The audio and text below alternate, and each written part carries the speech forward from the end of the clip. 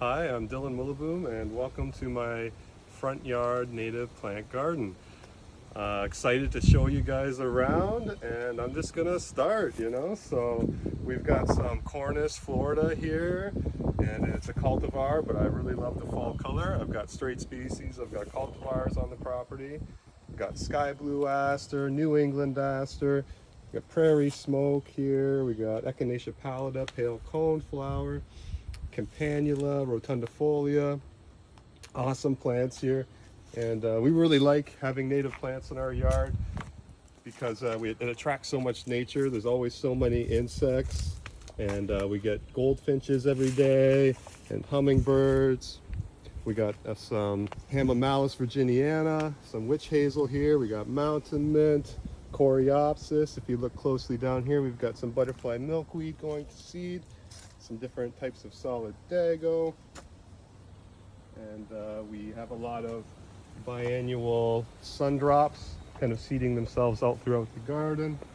More Cornus Florida, and this garden has a few things that aren't native because it is my grandparents' old house, so I kept a few things that I like and or that have some memory and meaning. So I got crab apples and Rose of Sharon and a few other things.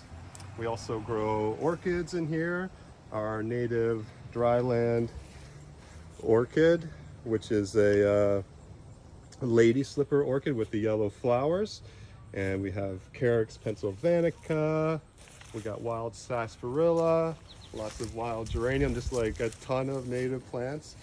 I really have come to be happy with this garden because of the amount of native plants and insects and wildlife that we attract. I almost would rather stay and hang in my garden than go out into a wild place that has been infiltrated by exotics that bring me down when I see them not being controlled or anything done about it. And right here in my yard, I've got a ton of diversity. These are my jade plants, some of my house plants. As you can see, lots of rudbeckia and perennial sunflowers growing in the garden. We have prickly ash, bayberry, we got native Solomon seal and non-native Solomon seal, lots of creeping phloxes.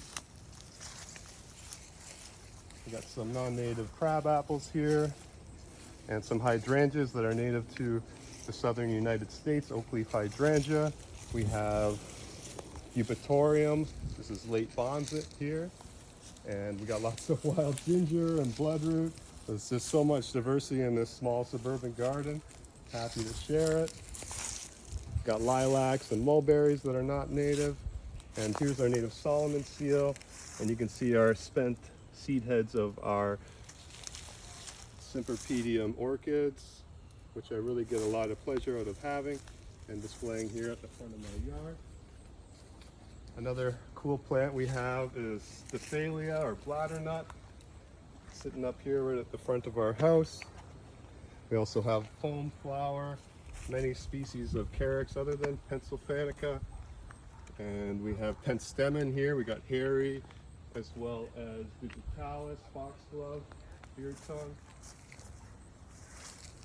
And here we got more eupatorium, snake root, and we got our little patch of grass in the front, which I eventually plan to take out and put down stones and steppable native ground covers.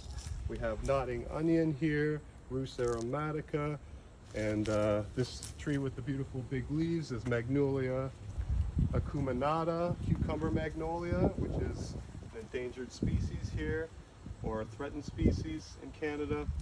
And this is the St. John's wort, shrubby St. John's wort. I really like that plant. It does good with creeping phlox and the Rus aromatica. I actually use that combination in my work quite often. We have little blue stem and yellow pimpernel. I really like through here. It's got those beautiful yellow airy flowers. We have some amelanchier in there, stiff goldenrod, rough stem goldenrod, a whole lot of plants. I'm just kind of naming them off. Hope to see more of your gardens soon.